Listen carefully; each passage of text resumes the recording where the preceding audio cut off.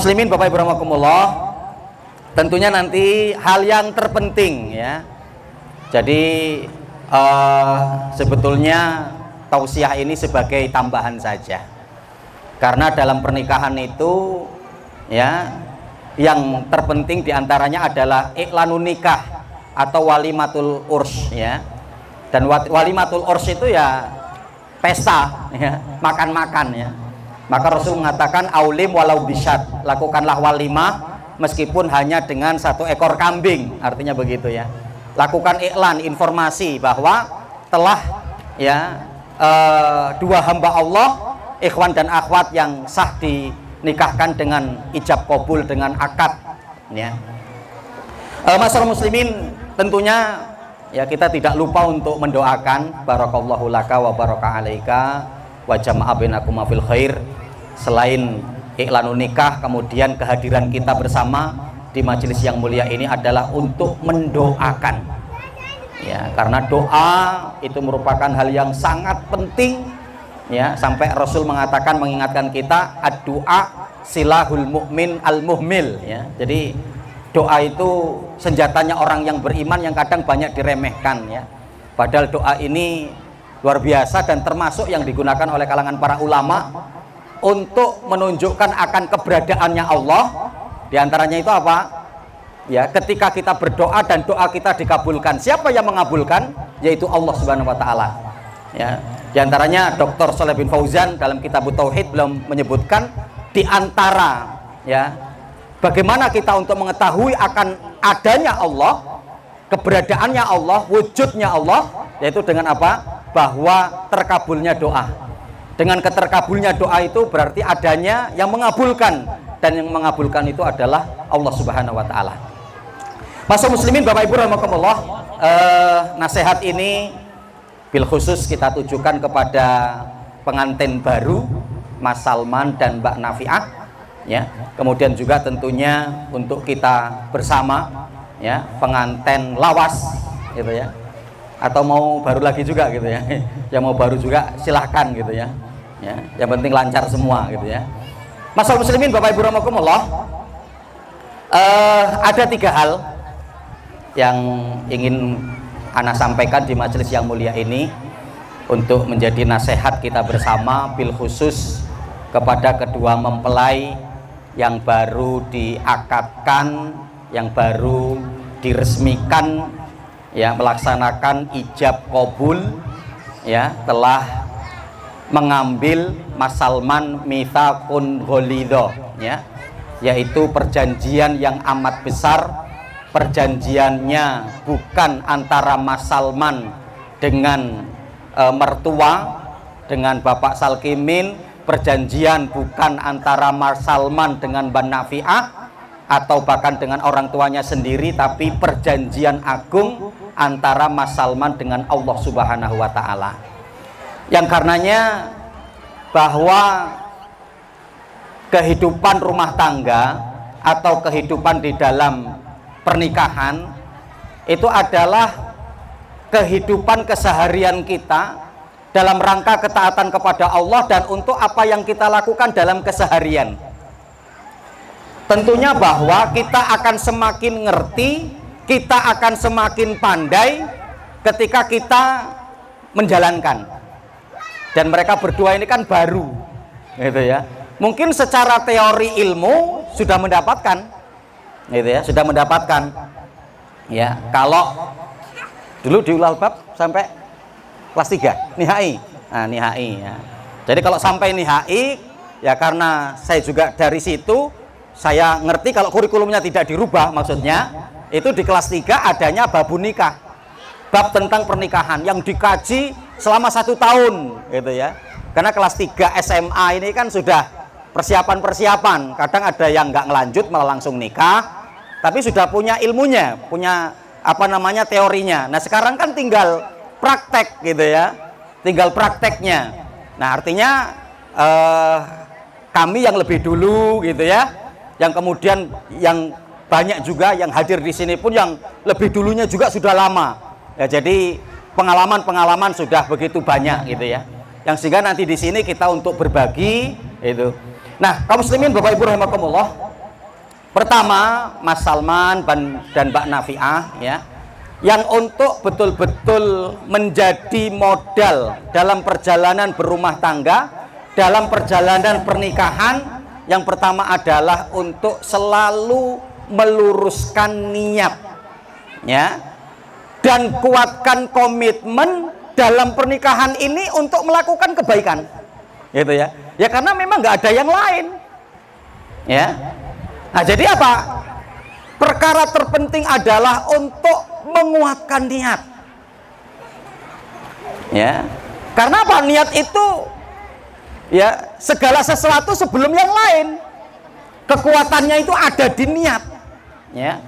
Jadi ketika betul-betul sudah bismillah ya Allah, aku melangkah untuk menikah, sampai detik ini sudah sah menjadi suami istri, maka kuatkan betul-betul bahwa di dalam menikah ini dalam rangka untuk ibadah kepada Allah, dalam rangka untuk mencari ridho Allah, dalam rangka untuk menegakkan syariat Allah, dalam rangka untuk menegakkan daripada sunnah Rasulullah itu. Karena sebagaimana tadi yang ana bawakan dalam hadis riwayat Tirmidzi, riwayat Imam An-Nasa'i, yang Rasul mengatakan begitu, man ahabba fitrati falyatasanna bi sunnati wa min sunnati an-nikah. Barang siapa yang menyukai akan fitrahku, maka apa? Lakukanlah sunnahku. Dan sunnahku kata Rasulullah an-nikah. Nikah ini sunnah Rasulullah. Bahkan sangat jelas ayat mengatakan dengan siyak perintah, dengan redaksi perintah kan ya, ketika Allah mengatakan ya fangkihu matobalakum minan nisa, nikahilah oleh kalian dari kalangan para wanita yang menarik hatimu ya. Di situ menggunakan apa? Fangkihu, nikahi ya. Dalam surat An-Nur juga Allah mengatakan begitu kan, wa ankihul ayama minkum wasolihin min ibadikum wa imaikum. Nikahkanlah, itu kata perintah juga ya, orang yang masih sendirian di antara kalian ya, baik dari kalangan orang yang merdeka atau budak di antara kalian, dari orang-orang yang soleh kan begitu. Nah ternyata Masya Allah syariat ini begitu jelas, baik dari ayat-ayat Allah ataupun dari sunnah Rasul, di mana pernikahan ini merupakan satu ibadah, ketaatan, amal kebaikan, menegakkan daripada sunnah Rasul. Karena di mana ketika kita menegakkan daripada perintah Allah Subhanahu wa Ta'ala, yang kita yakini pun bahwa ini merupakan ibadah ya. Dalam surat Al-Bayyinah di ayat yang kelima kita mendapati bahwa ya sangat jelas bahwa tidaklah Allah memerintahkan kepada hambanya untuk beribadah itu kan kecuali dengan ikhlas. Wa ma umiru illa liya'budullah mukhlishina lahuddin. Tidaklah kami memerintahkan kepada hambaku kata Allah untuk beribadah kecuali mukhlishina lahuddin, menyerahkan agama kepada Allah. Artinya apa? Untuk dengan ikhlas. Nah, di mana apa kita yakini bahwa pernikahan ini adalah merupakan ibadah kepada Allah, dalam rangka melakukan ketaatan kepada Allah, dalam rangka ketundukan kepada syariat Allah ya, yang karenanya apa? Untuk dilakukannya pun juga dengan ikhlas ya. Maka perkara terpenting ketika menjalani ibadah ini, maka bagaimana pasangan pengantin untuk betul-betul mengikhlaskan di dalam pernikahan, untuk mencari ridho Allah ya, untuk beribadah kepada Allah, untuk melakukan ketaatan kepada Allah. Dan ternyata buahnya pun sangat istimewa yang disampaikan di dalam syariat kepada kita, jika di dalam membangun rumah tangga ini pun niatnya karena Allah Subhanahu wa Ta'ala. Minimal dengan dalil-dalil yang ada menunjukkan apa? Ada 3 hal buah istimewanya. Ya, yang pertama akan ditolong oleh Allah. Ya, jelas kita mendapati hadis di dalam riwayat Imam Tirmidzi ketika Rasul mengatakan apa? Salasatun haqqun 'alallahi aunahum. Ada 3 golongan manusia yang pasti wajib untuk berhak mendapatkan pertolongan Allah. Di antara dari 3 golongan ini apa kata Rasulullah? An-nakih alladzi yuridul afaf. Seorang yang menikah dalam rangka untuk menjaga kehormatannya. Seorang laki-laki dan wanita yang menikah agar tidak terjerumus kepada dosa. Pasti Rasul Shallallahu Alaihi Wasallam telah menjelaskan kepada kita, mereka berhak untuk mendapatkan pertolongan Allah. Buah yang sangat istimewa di dalam syariat ini. Ya, ini yang pertama. Kemudian yang kedua, Pak, akan mendapatkan stempel telah menyempurnakan iman. Kita mendapati di dalam kitab Muslim ketika Rasul Shallallahu Alaihi Wasallam mengatakan, man a'talillah wa mana'alillah wa ahabbalillah wa abghadalillah wa ankahalillah faqadistakmalal iman. Rasul mengatakan, barang siapa yang memberi karena Allah, yang kemudian menahan karena Allah, mencintai karena Allah, ya, membenci karena Allah, menikah karena Allah, maka orang tersebut telah menyempurnakan iman. Ya, waqadistakmalal iman.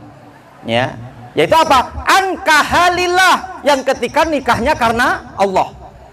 Buah istimewa yang kedua, mendapatkan stempel bahwa hamba tersebut adalah hamba yang memiliki keimanan yang sempurna. Adapun yang ketiga, Pak, ketika niatnya karena Allah, niscaya pernikahannya akan dilanggengkan oleh Allah. Ya, Imam Malik rahimahullahu taala beliau pernah mengatakan, man kana lillahi wa huwa abqa. Barang siapa yang melakukan sesuatu karena Allah, maka Allah akan bantu untuk melanggengkannya.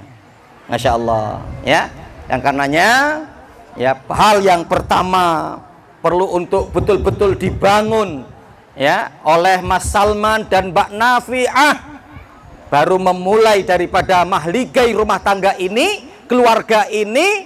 Kalaulah tadi mungkin belum benar, belum lurus, sekarang untuk dibenarkan dan diluruskan bahwa dalam pernikahan ini tidak ada lain tujuannya kecuali untuk menggapai ridho Allah, untuk menegakkan syariat Allah, untuk beribadah kepada Allah, untuk menegakkan daripada sunnah Rasulullah.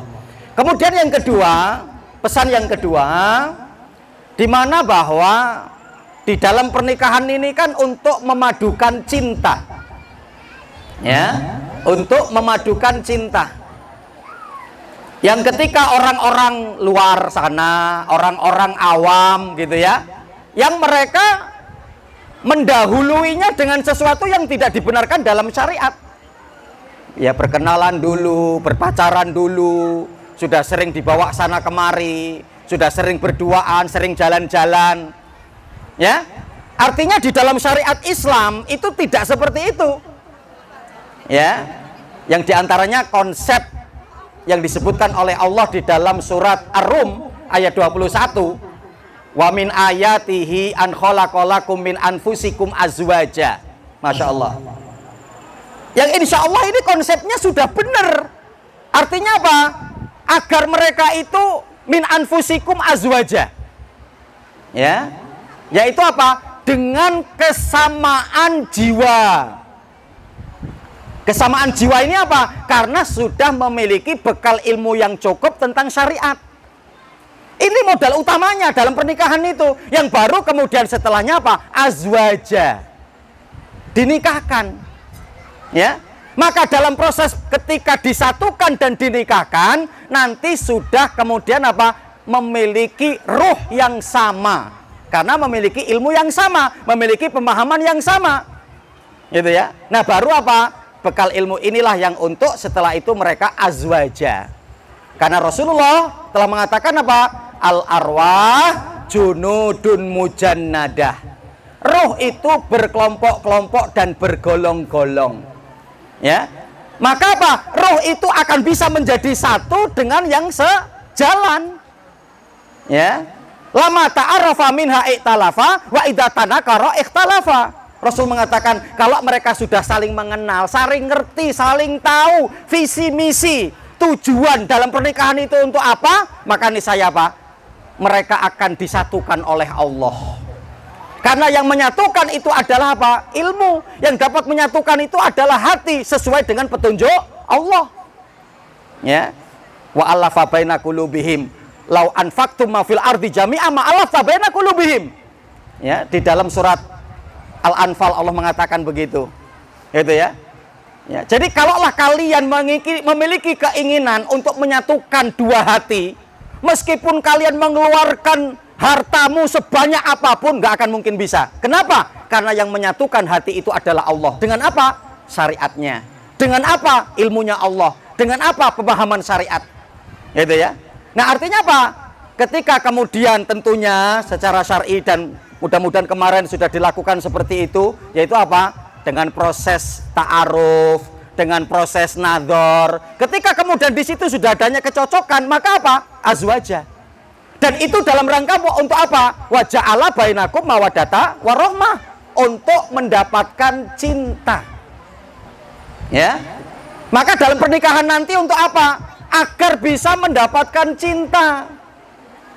Yang Rasul Shallallahu Alaihi Wasallam telah mengatakan kepada kita, lam yuro lil mutahabbaini mislan nikah. Kata Rasulullah, aku belum pernah mendapati seseorang yang memiliki cinta yang sangat kuat kecuali setelah diikat dengan ikatan pernikahan. Ya, jadi kalau belum sah dengan akad nikah, ketika kemudian ngomong saling cinta, saling suka, saling menyayangi, itu masih kemudian gombal. Itu ya, itu masih belum benar. Ya. Ya, karena Rasulullah mengatakan ikatan yang paling kuat yaitu dengan apa? Ketika mereka diakatkan. Dan masyarakat muslimin Bapak Ibu rahimakumullah, kepada Mas Salman dan kemudian Mbak Nafiah, ingat bahwa bukti cinta itu adalah ketika berkonsentrasi untuk menunaikan kewajiban, bukan menuntut hak. Nah, ini hal yang terpenting, bahwa berkonsentrasilah Ustadz Salman untuk apa? Menjalankan apa yang menjadi kewajiban dia. Dan begitu juga Mbak Nafiah, Ustadzah Nafiah, untuk di mana apa? Berkonsentrasilah menunaikan apa yang menjadi kewajibannya. Dan ternyata apa? Sungguh luar biasanya di dalam syariat ini, jika masing-masing itu sudah berkonsentrasi, akan klop terjadilah apa? Penunaian hak dan kewajiban. Apa pokok yang menjadi kewajiban Mas Salman? Jelas di dalam surat An-Nisa di ayat yang ke-34 Allah mengatakan begitu, ar-rijalu qawwamuna 'alan nisa bima fadalallahu ba'dhum 'ala ba'din wa bima anfaqu min amwalihim. Laki-laki itu imamnya perempuan. Laki-laki itu adalah qawam untuk kalangan para wanita. Karena memang apa? Allah sudah menakdirkan adanya kelebihan antara satu dengan yang lain. Artinya apa? Laki-laki diunggulkan dari kalangan para wanita. Di antaranya apa? Wa bima anfaqu min amwalihim. Karena seorang laki-laki, seorang suami telah menafkahkan hartanya yang diberikan kepada istrinya. Ya.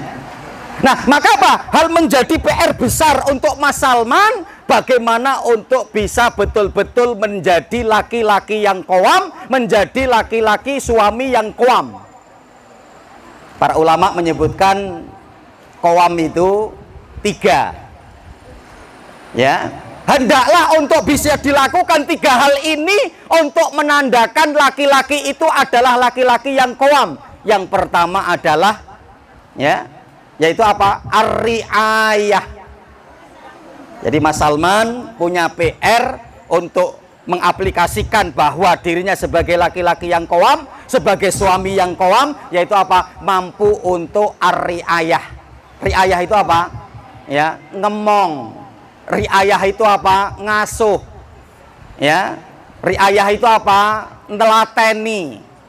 Ya, jadi ar-riayah itu kan dari kata roi. Roi itu yang bermakna apa? Roi itu seperti pengembala, mengembalakan. Ya, untuk agar bagaimana apa yang dikembalakan itu jalannya bisa rapi, kemudian teratur, kemudian dikencang di tempat yang benar, untuk tidak kemudian makan rumput orang lain, kan begitu ya. Di dalam bagaimana ketika seorang pengembala untuk ngurus apa yang dikembalakan. Maka apa? Begitu juga dalam pernikahan. Seorang laki-laki yang qawam itu adalah ar-riayah, yang bisa ngemong, bisa nelateni daripada pasangan hidupnya. Ini arti pertama disebutkan dari kalangan para ulama. Yang kedua, al-himayah, menjaga. Artinya apa? Jagalah istrimu ketika nanti diberikan anak, jagalah mereka dari siksa api neraka. Ini tugas pokok. Karena jelas dalam surah At-Tahrim ayat yang ke-6 kan, Allah mengatakan begitu, ya ayyuhalladzina amanu ku anfusakum wa ahlikum naro. Wahai orang beriman, jagalah dirimu dan keluargamu dari api neraka. Ya, ini arti dua. Seorang suami yang qawam, seorang laki-laki yang qawam adalah mereka yang mampu al-himayah, menyelamatkan keluarga dari siksa api neraka. Kemudian yang ketiga, qawam itu berarti adalah al-islah, yang mampu untuk memperbaiki, yang mampu untuk mendidik, yang mampu untuk mengarahkan, yang mampu untuk memberikan nasihat. Ya, yang karenanya Rasulullah pun mengatakan apa? Istausu bin nisa'i khairon. Berikanlah wasiat untuk para wanita dengan nasihat dan wasiat yang baik. Wasiat itu, Bapak Ibu rahimakumullah, nggak bisa kecuali untuk diucapkan. Yang karenanya apa? Ya, bagaimana bahwa dalam keluarga itu untuk adanya ngobrol dan musyawarah. Sebagaimana tadi yang disampaikan oleh Pak PPN. Artinya kan seperti itu. Ya. Nah, ikhwanu fillah rahimani wa rahimakumullah, ya. Jadi bagaimana ini ya menjadi tugas seorang laki-laki, seorang suami qawam, wa bima anfaqu min amwalihim. Ya, karena apa? Suami sudah memberikan nafkah. Ya. Dan ingat Mas Salman, bahwa ketika Anda mungkin hafalannya banyak, ya, kemudian pandai untuk berceramah, Anda bisa kemudian untuk membaca mungkin Arab Gundul dan lain sebagainya, tapi akan menjadi PR besar jika tidak bisa memberi nafkah. Karena apa? Sebagai laki-laki ini tugas utamanya dan ini tugas pokoknya. Ya, maka nggak ada dalil yang menunjukkan ayat maupun hadis bahwa nafkah itu kok tugas wanita, nggak ada. Cobalah mana ayat dan hadis yang untuk menunjukkan bahwa wanita memiliki tugas untuk mencari nafkah, nggak ada. Ya, tugas untuk mencari nafkah itu siapa? Laki-laki. Maka Rasulullah mengatakan apa? Antut imaha idza ta'imta waqtasuha idza tasaita. Beri makan istrimu jika kamu makan. Berikan pakaian kepada mereka jika kamu beli pakaian. Ya. Yang karenanya kaum muslimin rahimakumullah. Nah, ini untuk Mas Salman, ini Anda sampaikan betul-betul, dan kemudian untuk bagi para laki-laki, bagi para ikhwan, ya, hendaklah laki-laki itu memiliki 4 kuasa atas istrinya. 4 kuasa atas istrinya. Yang pertama, ya, adalah kuasa harta. Ya.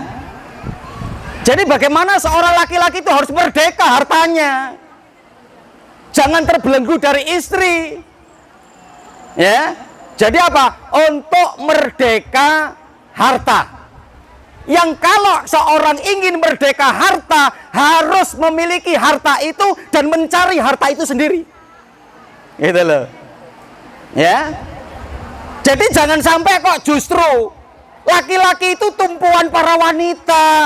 Jangan sampai justru laki-laki bertumpu kepada wanita. Ini kebolak-balik. Ya. Jadi konsep syariat begitu. Kalau kita ingin bahagia hidupnya, maka laki-laki itu kudu duwite akeh. Rahasianya itu. Duwite akeh, merdeka. Jangan mau dirongrong oleh siapapun. Bahkan istri, anak, keluarga, nggak usah. Jangan sampai merdeka kita dengan uang kita sendiri. Maka apa? Kita mau lakukan apa saja gampang. Ya. Nah, jadi itu kuasa pertama bagi seorang laki-laki. Yang kedua, laki-laki itu harus kuasa visi dan misi. Visi misi keluarga itu ada pada siapa? Suami. Bukan pada istri. Mau membawa keluarga kemana? Pilotnya itu siapa? Ya suami. Maka bagaimana seorang suami itu harus kuasa visi misi dalam keluarga. Ya, ini yang kedua. Kemudian yang ketiga, kuasa waktu. Laki-laki itu jangan sampai waktunya diatur oleh istri. Jangan. Merdeka kita. Kita mau kemana, terserah kita. Yang penting dalam kebaikan kita nggak maksiat kepada Allah. Jangan kemudian baru keluar udah ditelepon, Mas nengendi. Iki piye model laki-laki kayak gini. Ya, laki-laki yang merdeka, yaitu apa? Yang ketiga, merdeka waktu. Jangan mau ada yang kemudian menguasai waktu kita, apalagi istri dan anak kita. Laki-laki harus qawam, yang diantaranya apa? Kuasa waktu ada di tangan dia. Dia mau kemana? Serah, gitu ya. Yang penting apa? Karena ini amanah, sehingga apa? Untuk betul-betul juga menjaga, tidak akan kepada yang bermaksiat kepada Allah, satu yang sia-sia, tidak.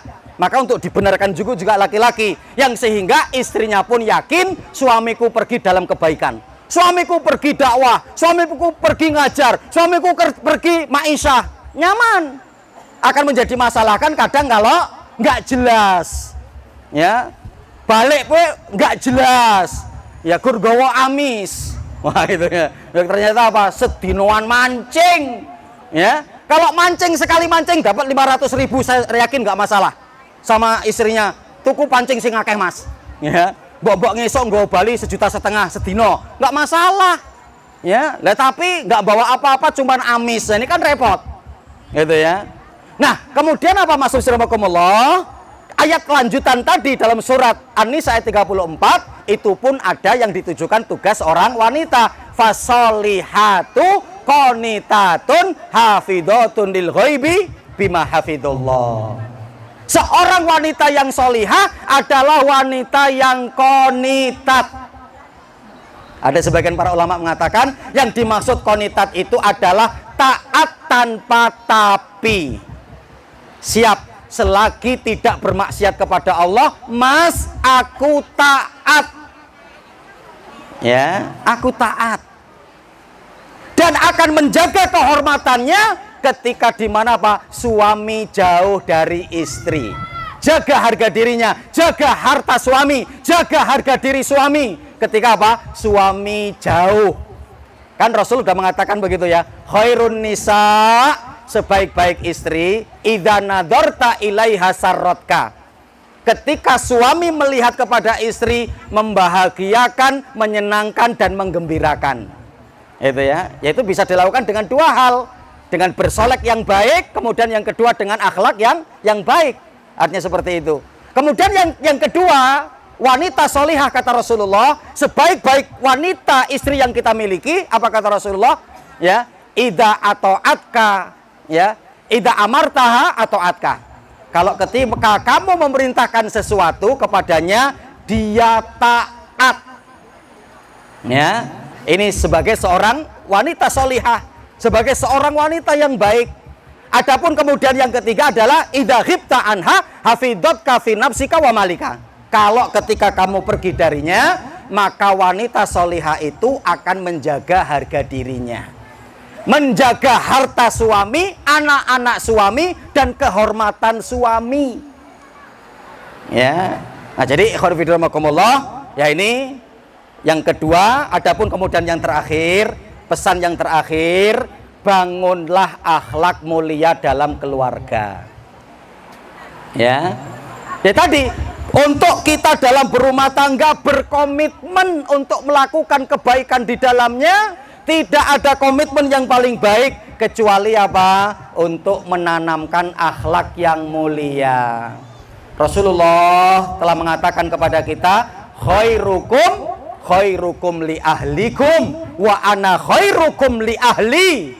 Kata Rasulullah, sebaik-baik kalian wahai para laki-laki, yang paling baik dengan keluarganya, dan aku, kata Rasulullah, yang paling baik terhadap keluargaku. Gitu ya. Jadi artinya apa?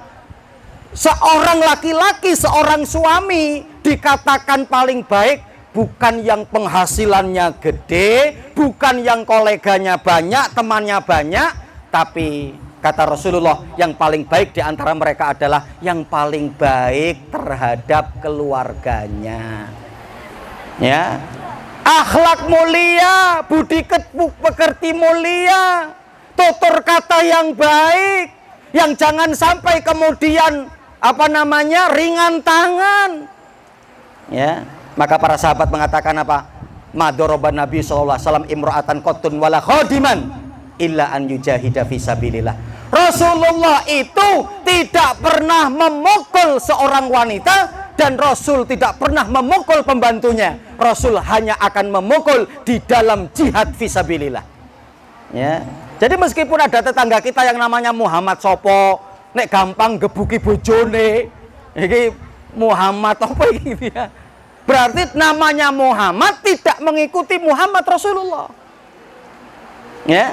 Ya karenanya Imam Hasan Al-Basri rahimahullah beliau menyebutkan apa? Inti akhlak itu ada pada 3 hal. Yang pertama adalah tolaqatul wajhi. Yaitu apa? Kalau bertemu, tampilkanlah senyuman yang baik. Dan itu akhlak pertama. Ya.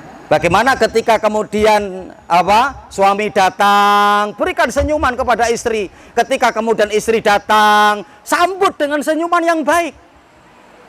Itu ya. Ya karenanya nanti adanya konsep juga kata-kata yang perlu dipersiapkan oleh istri. Ketika suaminya baru datang, persiapan yang dikatakan ojo kongendi mas, ojo. Ya, dari mana mas? Lah kok suwi amat mas? Wah ini, ya. Yang pertanyaan untuk dipersiapkan adalah pingin nopo mas? Nah gitu. Pingin mandi dhisik, pingin ngombe dhisik, atau kemudian pingin mangan dhisik, ya kan gitu.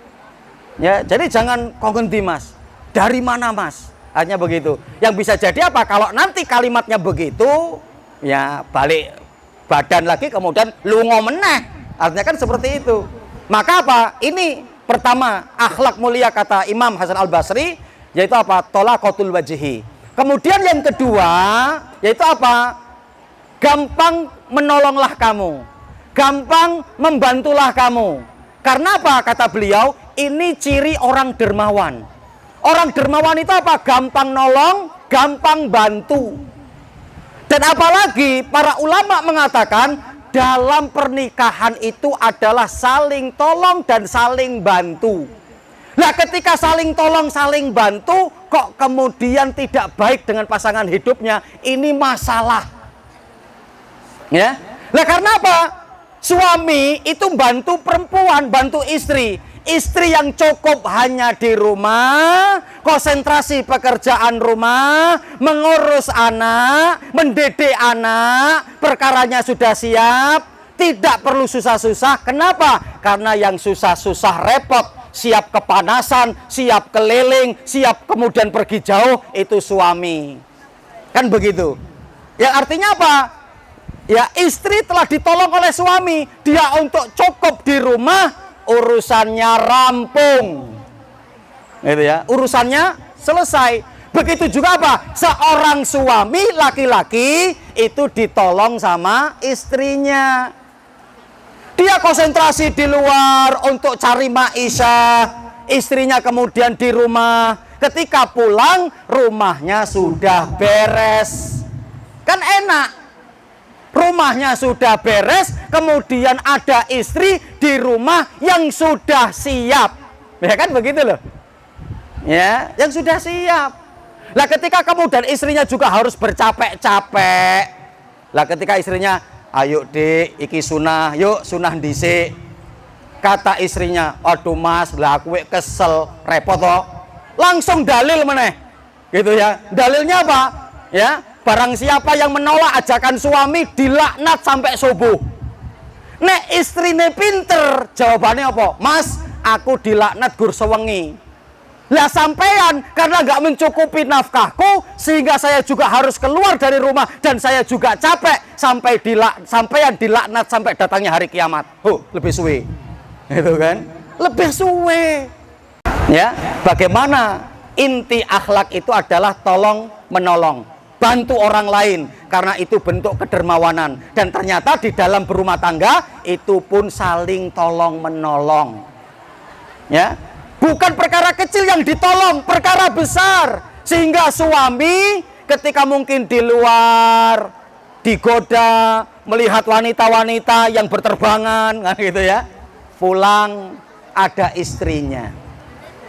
Diselamatkan kehormatannya, terjaga dari yang haram. Maka ini apa? Bantuan dan pertolongan yang sangat luar biasa. Adapun kemudian yang ketiga, ya, inti ya di dalam akhlak, ya, untuk kemudian mendapatkan daripada akhlak yang mulia, jangan menyakiti, baik dengan lisan maupun dengan perbuatan. Maka biasakanlah ngomong dengan omongan yang baik, omongan yang lembut. Biasakanlah dengan tingkah laku perbuatan yang baik, perbuatan yang lembut. Karena Rasulullah mensyaratkan seorang muslim, al-muslim man salimal muslimuna min lisanihi wa yadihi. Rasul mengindikasikan hamba itu hamba muslim jika mana dia bisa menjaga lisan dan tangannya untuk tidak menyakiti saudaranya. Masya Allah. Yang karenanya jangan sampai suami menyakiti istri, jangan sampai istri menyakiti suami. Jika kemudian terjadi hal itu, segeralah ta'afu, saling meminta maaf. Maka dalam konsep syariat, musuhan, meneng-menengan, ributan itu jangan sampai lewat malam hari. Rasul kan mengatakan begitu ya. Ya, wahai seorang wanita, wanita solehah itu jika kemudian ada masalah dengan suaminya, maka dia akan datang kepada suaminya. Padahal apa? Dalam hadis dikatakan suami yang dolim loh. Bukan istri yang dolim. Istri melakukan kesalahan, bukan. Tapi ketika suami melakukan kesalahan, maka apa? Datanglah kamu kepada suamimu dan letakkan tanganmu di atas tangan suamimu. Kemudian mengatakan apa? Wahai suamiku, la astati'u ghamdun hatta tardo. Wahai suamiku, maafkan kesalahanku. Ini tanganku di atas tanganmu. Boleh kamu kalau memukul tanganku. Kalau aku ada kesalahan, saya tidak bisa memejamkan mata sampai kamu meridhoi. Gitu ya. Jadi Masya Allah ya. Jangan sampai ada yang ternyata sedang ada masalah di malam hari, ternyata istri malah ngorok disian. Nah itu jangan sampai terjadi begitu ya. Tapi apa? Yang karenanya konsep dari syariat ini, permusuhan, perselisihan, percekcokan dalam rumah tangga jangan sampai lewat malam hari. Yang kadang bukan hanya lewat malam hari, wes sewulan orang omong-omongan, Masya Allah, wes setahun, ya Allah ya.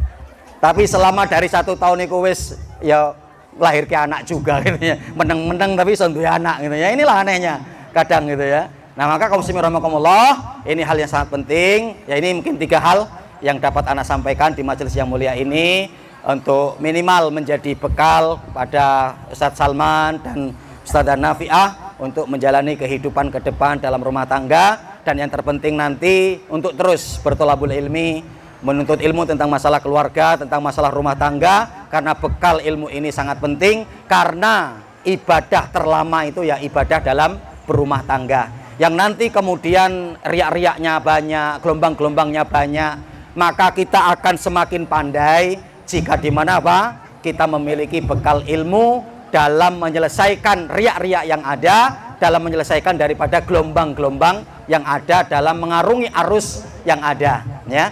Dan begitu juga tentunya jangan lupa ya untuk selalu banyak bertanya dengan orang-orang yang lebih dulu, ya. Bagaimana dalam berumah tangga, ya, bagaimana nanti dalam mengurus anak tentunya, dan perkara yang terpokok, jangan sampai hidup kita jauh dari ibadah kepada Allah.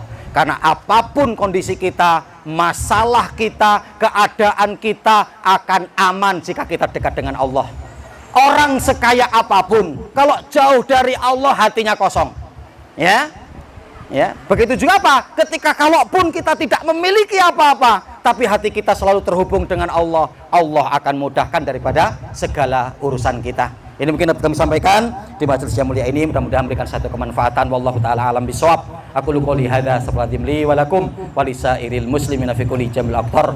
Subhanakallahumma bihamdika asyhadu an la ilaha illa anta astaghfiruka wa atubu ilaik. Kurang lebihnya mohon maaf, kepada Allah saya mohon ampun. Wabillahi taufiq wal hidayah. Wassalamualaikum warahmatullahi wabarakatuh.